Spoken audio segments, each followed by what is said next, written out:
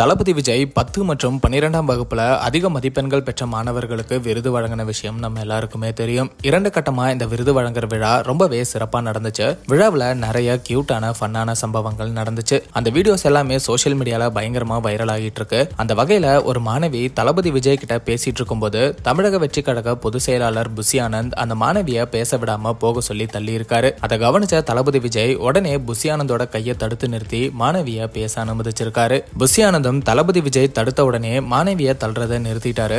இந்த வீடியோ இப்போ சோசியல் மீடியால வைரலாகி தளபதி விஜய பலருமே பாராட்டிட்டு வராங்க. இந்த விழா பல மணி நேரம் நடந்துச்சு. ஆனாலுமே தளபதி விஜய் யார்கிட்டையும் முகம் சுழிக்காம அன்பா எல்லாரையும் வரவேற்று பேசவும் ஆரம்பிச்சாரு. தளபதி விஜயோட இந்த செயலை பத்தி நீங்க என்ன நினைக்கிறீங்க அப்படிங்கறத கமெண்ட்ல சொல்லுங்க. அந்த மாதிரி அப்டேட்ஸ்க்கு ட்ரெண்ட் ஆக்ஷனால சப்ஸ்கிரைப் பண்ணுங்க.